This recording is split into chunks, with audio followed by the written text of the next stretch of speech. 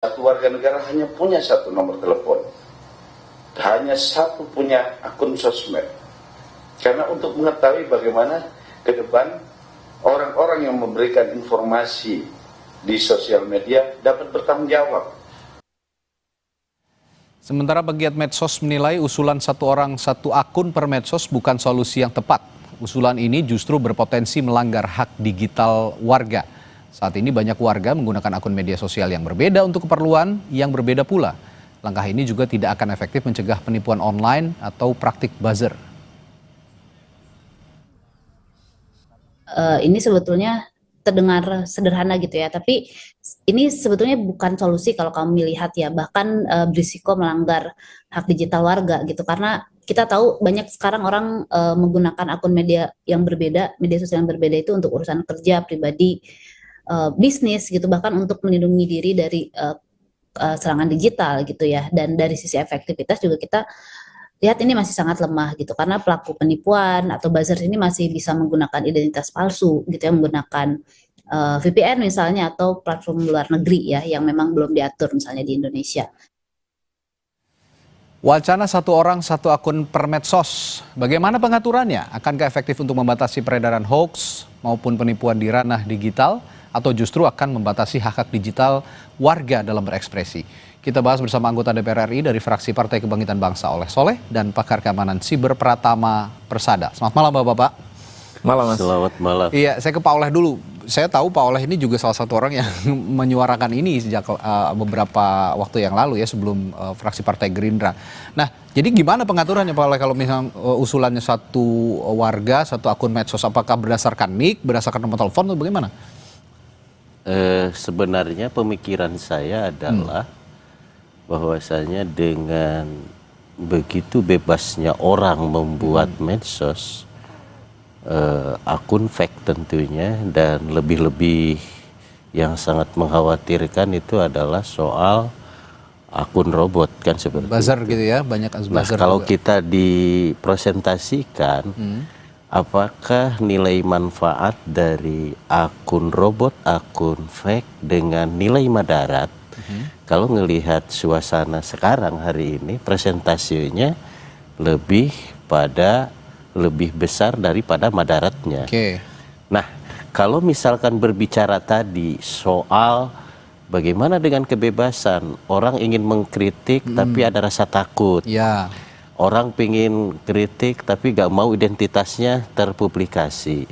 Nah, ini harus ada sebuah titik tengah di mana bagaimana kebebasan menyampaikan pendapat, kebebasan berekspresi, dan tentunya rakyat punya hak kontrol terhadap pemerintah, lembaga, dan semua kehidupan.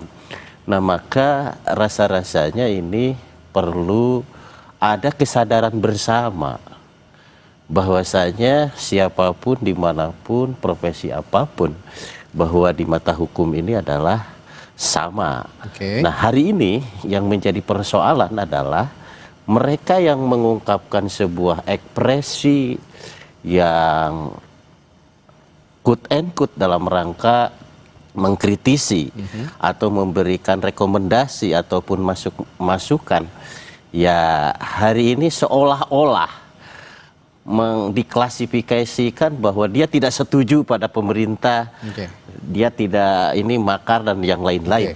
Nah, oleh sebab itu rasa-rasanya ini juga harus mencari solusi bagaimana ekosistem digital ini betul-betul ramah dan sehat. Nah, oleh sebab itu ketika saya lontarkan bahwa ada pembatasan second account, waktu itu bulan Juli kalau nggak salah, karena saya mengamati perilaku daripada pemilik akun-akun itu yang lebih kepada satu soal bagaimana penggiringan opini, penghasutan, bully, dan terutama adalah hoax. Nah, ini intensitasnya semakin tinggi. Dan ternyata kemarin lah seminggu yang lalu menjadi itu salah meledak kan satu seperti puncaknya itu. menurut Anda ya? Nah oleh sebab itu rasa-rasanya ini harus menjadi konsen bersama seluruh elemen bangsa tentunya, dan terutama saya secara pribadi dan fraksi PKB menginginkan bagaimana ke depan ekosistem digital ini, medsos ini menjadi sehat. Kalaupun misalkan second account, misalkan kata netizen, kata influencer ini juga cukup mengkerangkeng mereka, maka saya lebih pada bagaimana mencari solusinya.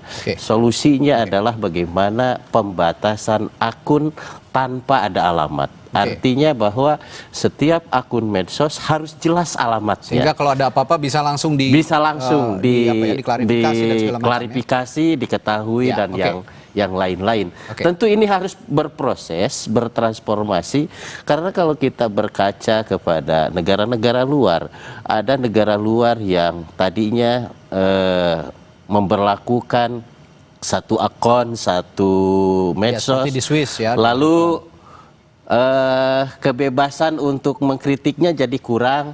Ada juga misalkan negara Cina yang memberlakukan satu akun satu orang, tetapi happy dan maju gitu, tidak ada hal-hal yang lain.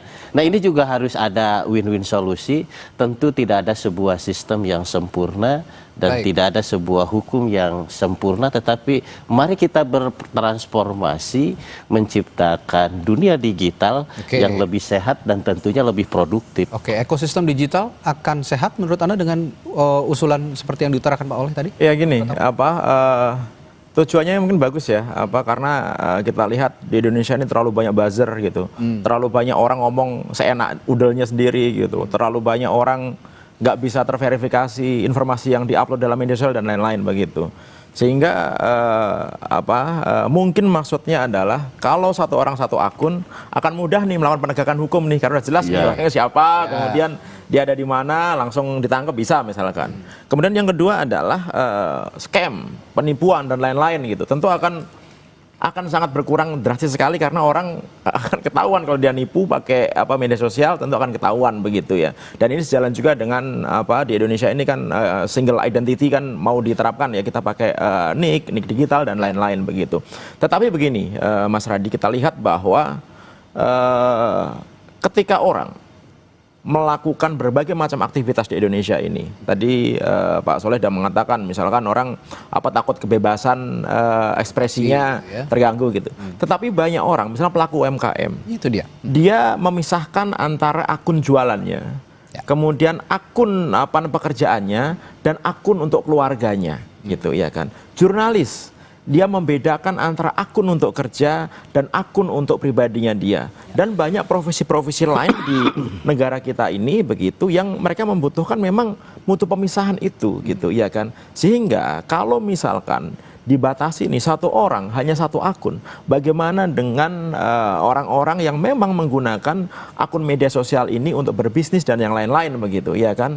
Sebenarnya begini, yang membuat kita kesel sama akun-akun media sosial yang bikin masalah itu adalah ketika mereka mengupload informasi-informasi yang hoax, membuat perpecahan dan lain-lain gitu. Kemudian ada akun-akun buzzer yang dia dengan dibayar kemudian mengupload sesuatu hal yang sebenarnya itu nggak benar, tapi kelihatan benar karena begitu banyaknya orang yang melakukan retweet dan lain-lain begitu ya. Nah, kenapa kita berpikirnya nggak orang-orang itu aja yang ditangkap-tangkap? Trace-nya gimana? Kenapa kita? Nah, ini kan masalah teknologi ya, gitu. Ini masalah teknologi.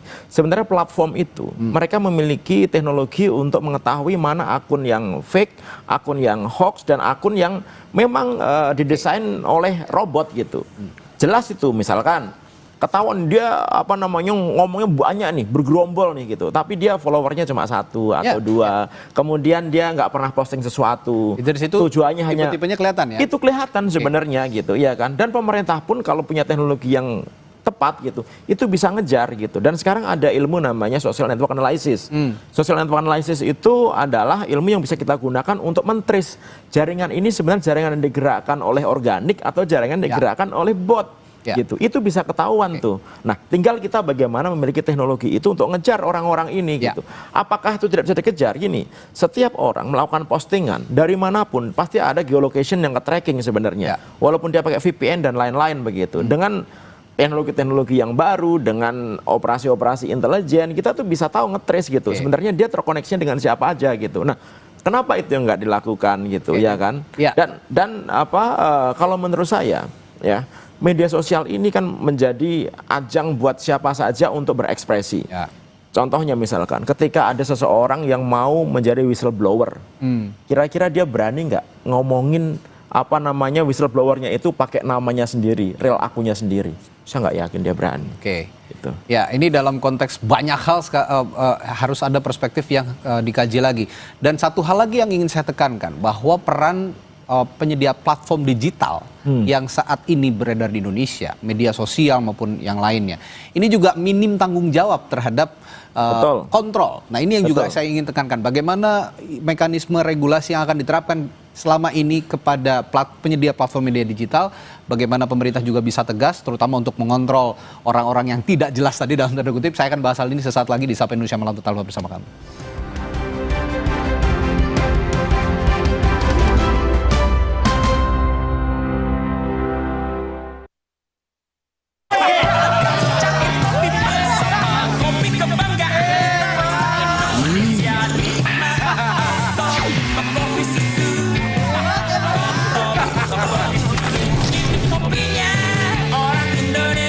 Kopi tubruknya asli, susunya creamy. Pas paduannya. Ini rasa pemersatu bangsa. Top Coffee Susu. Kopinya orang Indonesia.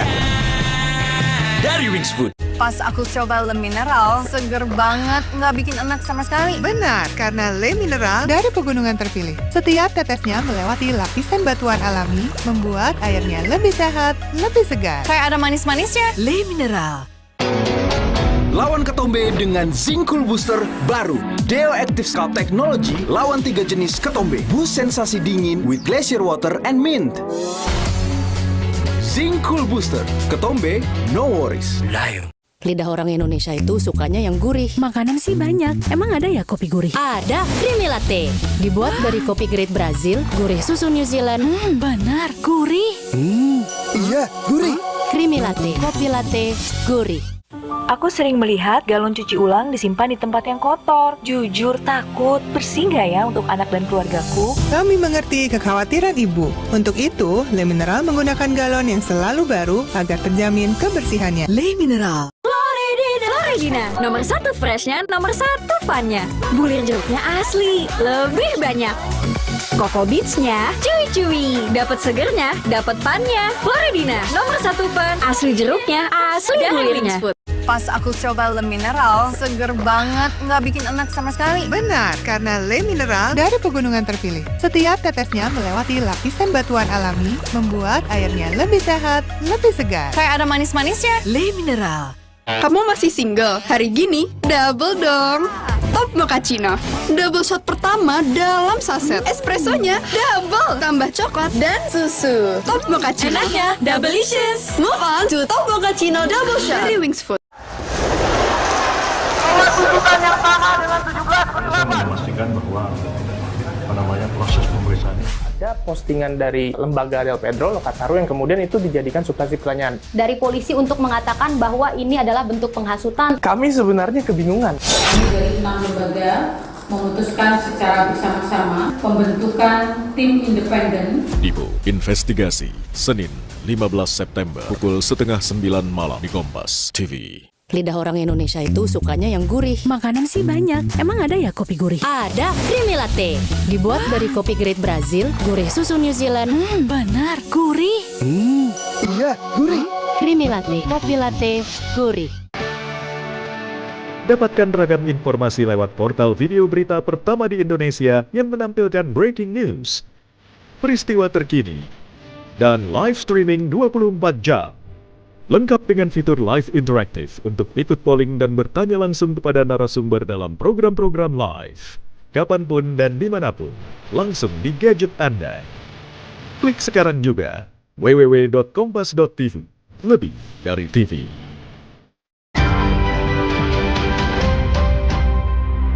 Kompas Update dipersembahkan oleh Morinaga. Selamat malam, saatnya Anda menyaksikan Kompas Update. Saudara, kebakaran besar melanda permukiman padat penduduk di Manila, Filipina. 500 kepala keluarga dilaporkan kehilangan rumah akibat kebakaran. Pemadam kebakaran setempat mengatakan tidak ada korban jiwa yang dilaporkan. Penyebab kebakaran masih diselidiki.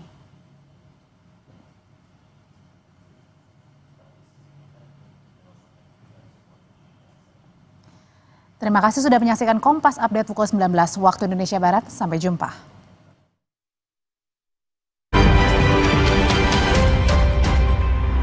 Kompas Update dipersembahkan oleh Morinaga.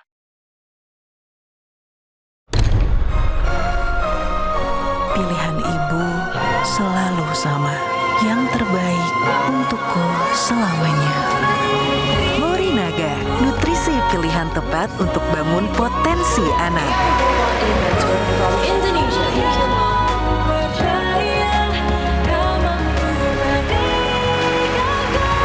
Morinaga, your choice, their future.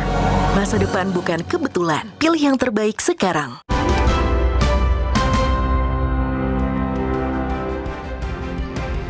Masih membicarakan wacana satu orang, satu akun media sosial yang ada di Indonesia. Ini usulan dari berbagai elemen, termasuk juga di DPR yang meruncing akhir-akhir ini. Nah, tadi saya bertanya ke Pak Oleh juga. Pak Oleh, kalau kemarin ya kita mengaca kepada peristiwa Agustus lah ya, berbagai platform digital seperti tidak ada tanggung jawabnya untuk juga ikut meredam situasi ketika banyak sekali hoax, banyak sekali berita bohong, banyak sekali hasutan yang menyebar tapi tidak dikelola dengan baik oleh penyedia platform media sosial maupun platform digital. Kontrol dari pemerintah yang minim terhadap mereka. Apa yang Anda bisa utarakan soal ini? Ya, tentu saya secara pribadi dan tentu secara kelembagaan ya DPR ya sangat menyayangkan, karena pada dasarnya Undang-Undang ITE nomor 1 tahun 2024 yang baru memberikan sebuah keleluasaan kepada Komdigi untuk melakukan kontrol dan bahkan take down terhadap akun-akun yang melakukan kegiatan ilegal, baik itu hoax, penghasutan, dan yang lain-lain. Namun demikian, ini juga sepertinya Komdigi ada keraguan-raguan dan juga quote and quote tadi juga dibahas dalam RDP. Komdigi mengatakan dia hanya bisa men-take down dua hal. Satu adalah soal judul, dua adalah pornografi. Soal pornografi. Nah, yang lain-lain harus minta izin dulu kepada instansi terkait soal keamanan lah, stabilitas lah, politik lah. Itu adanya di Kemenhan. Nah, kita sebenarnya protes, Pak, karena memang Komdigi sudah dibekali sabuk pengaman dalam rangka bagaimana kontrol ketat dan melakukan tindakan tegas terhadap akun-akun yang melakukan ilegal. Nah, ini kekecewaan kami. Dan ada satu hal mungkin ya, budaya di kita ini adalah sudah kejadian baru bertindak. Nah, ini juga kita sangat sayangkan. Nah, oleh sebab itu alasan filosofi saya barangkali menginspirasi ataupun mengajukan terhadap bagaimana agar ekosistem digital ini betul-betul sehat. Ya, itu tadi. Kita ambil saja kebijakan, jangan sampai ada ruang-ruang untuk melakukan kegiatan ilegal di dalam media sosial itu sendiri. Saya juga tadi mengkantor apa yang dibilang oleh Mas Pratama soal ada aktivitas lain selain buzzer-buzzer ataupun orang-orang tidak jelas itu, di mana mereka menggantungkan aktivitas hidupnya juga kepada akun media sosialnya, second account-nya, misalnya yang bisnis atau juga untuk unsur hiburan, seperti ada akun-akun binatang peliharaan begitu yang menghibur masyarakat. Ini juga kan punya hak untuk menikmati berekspresi dan menikmati aktivitas di media sosial. Bagaimana pengaturannya kalau begitu? Makanya tadi saya menyampaikan sebuah jalan tengah. Kalau memang keberatan masyarakat untuk dibatasi satu orang satu akun, ya sudah, jalan tengahnya adalah pembuatan akunnya satu kepada platform digital, tidak menyediakan sebuah kolom untuk membuat multi akun dalam satu email, dalam satu nomor telepon dan yang lain-lain. Yang keduanya bagi user tentunya dia membuat akun medsosnya itu tadi dengan alamat jelas, dengan identitas jelas, terserah. Bisakah menggunakan KTP, NIK, atau mungkin nanti Bu Menteri katakan bahwa akan ada lagi bagaimana agar kartu-kartu WA, kartu telepon ini mau dirapihkan. Tidak lagi ada kartu-kartu yang satu kali pakai lalu buang. Nah, pasca bayar mungkin lebih aman karena ada identitas. Lebih maju lagi kalau misalkan membuat sebuah akun media sosial menggunakan retina, tapi itu kan terlalu jauh kan. Nah, oleh sebab itu maka jalan tengah barangkali nanti mudah-mudahan ini mendapat dukungan bersama, bagaimana setiap akun media sosial di TikTok, di IG, di Facebook, di YouTube, di Shoot tadi yang lain-lainnya itu menyertakan alamat jelas, pemilik jelas. Itu saja barangkali. Pengaturannya bakal rumit gak kira-kira kalau kasusnya kayak gitu? Rumit. Pasti rumit sekali gitu. Kenapa? Karena memang platform media sosial ini kan tidak didesain untuk kita memasukkan identitas yang benar ya gitu. Contohnya misalkan apakah kita dipaksa harus pakai KTP untuk daftar? Kan enggak.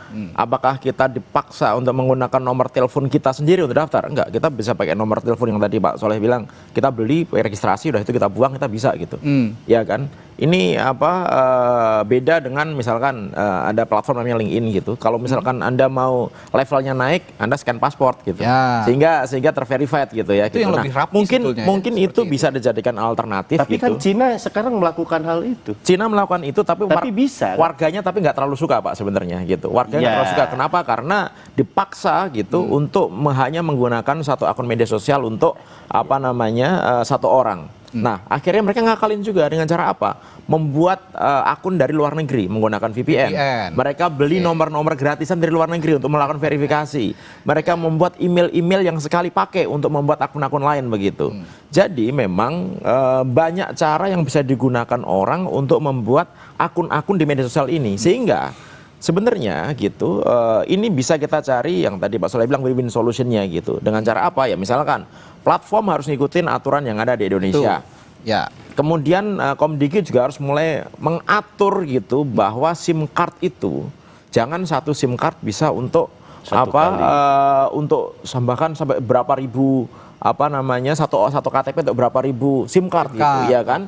Ini kan perlu pengaturan lagi. Belum lagi kartu-kartu yang refurbished, kartu yang nggak dipakai ternyata bisa dijual lagi oleh operator sehingga digunakan orang lain lagi. Padahal dulu daftarnya pakai KTP-nya orang lain gitu. Nah ini kan hal yang memang harus dirapikan gitu. Tetapi secara fitrahnya saya setuju dengan apa yang DPR gitu bahwa kita perlu membuat ekosistem media sosial kita ini enak untuk ditinggali, nyaman untuk ditinggali. Begitu ya gitu. Sehingga kita perlu melakukan langkah-langkah itu. Tetapi kalau langkahnya misalkan frontal gitu, misalkan udah pokoknya satu NIK, satu KTP, kemudian hanya satu akun, wah itu nanti akan membuat kericuhan di negara kita nih. Oleh karena itu tadi yang saya bilang, kita contoh aja, pokoknya orang yang mau memverifikasi menggunakan KTP-nya ada level yang lebih tinggi lagi. Platform kita minta membuat ada level-level, ada fitur-fitur tertentu yang bisa diaktifkan kalau dia memverifikasi menggunakan data identitas yang benar. Ini bisa kemudian KTP itu nggak boleh kita serahkan untuk daftar ke platform, nggak boleh. Itu ada jalan tengahnya dengan perusahaan-perusahaan di Indonesia, PSRE gitu, sertifikat digital yang bisa memberikan identitas QIC, Know Your Customer. Jadi mereka punya akses ke Dukcapil, tapi dia tidak ngambil data dari Dukcapilnya secara langsung, dia masking gitu, sehingga ketika daftar ke dalam platform itu sebenarnya daftar KTP yang beneran, tapi KTP-nya nggak disimpan di platform. Misalnya kayak gitu tuh. Jadi ada berbagai macam teknologi yang sebenarnya bisa kita gunakan. Plus juga kemampuan untuk penegakan hukum. Kenapa kemampuan untuk penegakan hukum? Aparat penegak hukum kita harus punya teknologi yang bisa digunakan untuk ngejar orang-orang ini. Mas Radi, kalau orang mau bikin second account doang, itu enteng banget, gampang. Dan itu bukan menjadi masalah, satu orang punya 2 atau 3 akun. Yang jadi masalah, satu orang kadang-kadang bisa punya 1000 akun. Dengan cara apa? Dengan membuat namanya phone farms. Sekarang itu udah umum tuh, jadi satu device gitu isinya ada handphone, ada ratusan handphone, ada ribuan handphone yang itu dikontrol oleh satu interface yang itu sekarang digunakan untuk buzzer, digunakan untuk misalkan Mas Radi nih punya YouTube nih, oke kita bayar, kemudian YouTube kita view-nya jadi banyak, kemudian like-nya jadi banyak dan lain-lain gitu. Dan sekarang ini celakanya banyak institusi pemerintah kita termasuk aparat penegak hukum itu menggunakan ini untuk penilaian kinerja. Begitu dia posting, oh kita sudah di view oleh 1 juta orang, artinya program kita berhasil. Kita sudah di like, padahal itu bisa dibeli gitu dan lain-lain gitu kan gitu. Ini yang jadi concern bersama, bukan hanya pemerintahnya juga harus kasih contoh dulu bahwa fake account ini tidak dijadikan tolok ukur untuk kesuksesan program misalnya segala macam. Kasih data yang real begitu ya, kira-kira tidak hanya di media sosial. Nah ini tadi usulnya dari Mas nanti Pratama. Saya boleh dong mengomentari apakah silakan. Sulit untuk menjalankan regulasi terkait bagaimana satu akun ini ada tanggung jawab. Rasa-rasanya menurut hemat saya kan bukan ahli IT, tetapi saya menggunakan logika. Kalau misalkan contoh oleh Soleh punya akunnya 3 misalkan, tetapi alamat emailnya, ID KTP-nya tetap sama. Nah, mereka, contohnya saya, tidak ingin terlihat di publikasi bahwa itu saya, tetapi oleh Komdigi, oleh pemerintah, APH katakanlah di sini, ya ini dia tahu bahwa anonim saya misalkan SOS itu oleh Soleh. Nah sehingga dapat mengejarnya gitu. Hari ini mohon maaf, apakah mereka yang merasa terganggu menyampaikan sebuah kebebasan berpendapatnya, apakah dia juga ketakutan untuk dia dikejar-kejar orang misalkan? Nah ini kan kalau orang bener sih harusnya nggak takut dikejar orang. Harusnya. Atau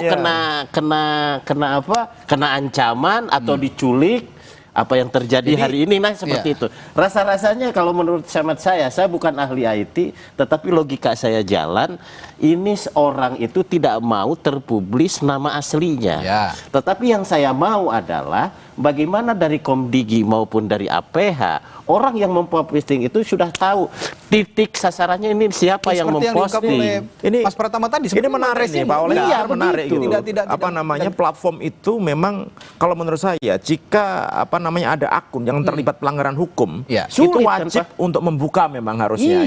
Pak. Wajib untuk membuka pemilik akunnya ini siapa gitu. Pak. Nah, sekarang ini transparansi untuk penegakan hukumnya juga tidak dilakukan oleh aparat penegak hukum, masalahnya di situ. Jadi, makanya sehingga orang-orang yang berusaha menimbulkan chaos di ranah digital ini juga seolah-olah bersembunyi dengan orang-orang yang benar-benar ingin menyuarakan ekspresinya gitu loh maksudnya. Nah, ini yang harus dan tidak gampang, maksudnya tidak susah juga kan sebenarnya untuk saya rasa agak sulit fake account ini. Tadi Mas Pratama sudah bilang fake account kan tidak susah di-trace sebenarnya. Nggak susah di-trace gitu. Tergantung kita ini mau melakukan apa enggak yang pertama. Kemudian yang kedua, kita ini tergantung sama platform Mas Radi. Jadi platform itu nurut gak nurut sama kita. Kita ini sebenarnya agak-agak dikacangin juga sama mereka. Contohnya misalkan kita ada nih akun-akun yang memang bikin hoax nih, bikin rusuh nih. Dia bikin postingan yang itu isinya nggak benar. Tapi begitu kita report, itu tarso aja dia ngelihatnya gitu. Bahkan bukan kita sebagai orang biasa ya. Pemilik whitelist dalam hal ini Komdigi atau BSSN itu pun ketika ada permintaan ke mereka itu tergantung mereka mau dikasih apa enggak, tergantung mereka gitu. Oke, jadi begini Pak Oleh, sebelum kita menuju kepada satu akun diberlakukan, bisa nggak memberikan masukan juga kepada pemerintah bahwa platform digital ini juga harus bisa nurut lah sama pemerintah gitu loh. Saya jadi rasa tidak liar. Saya yakin dan saya punya husnudon yang baik. Platform digital juga tujuannya adalah bisnis, tujuannya untuk profit. Kalau misalkan mereka tujuannya profit dan bisnis, beri dong kenyamanan untuk Indonesia. Rasa-rasanya dia di Indonesia harus tunduk pada hukum. Persoalannya adalah hari ini tidak ada sebuah regulasi yang mendorong kepada platform itu untuk tidak membuka ruang daripada platform itu untuk single account itu sendiri.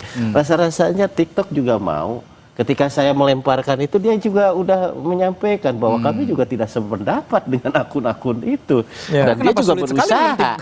Nah, oleh sebab itu, rasa-rasanya di dalam undang-undang besok yang hari ini sedang digodok, saya akan terus memperjuangkan bagaimana ekosistem digital ini betul-betul ramah. Tapi kita harus lihat, banyak masyarakat kita yang membutuhkan lebih dari satu akun dalam berkegiatan berkehidupannya. Itu juga harus dipertimbangkan. Dan itu harus dipertimbangkan pelaku UMKM, pelaku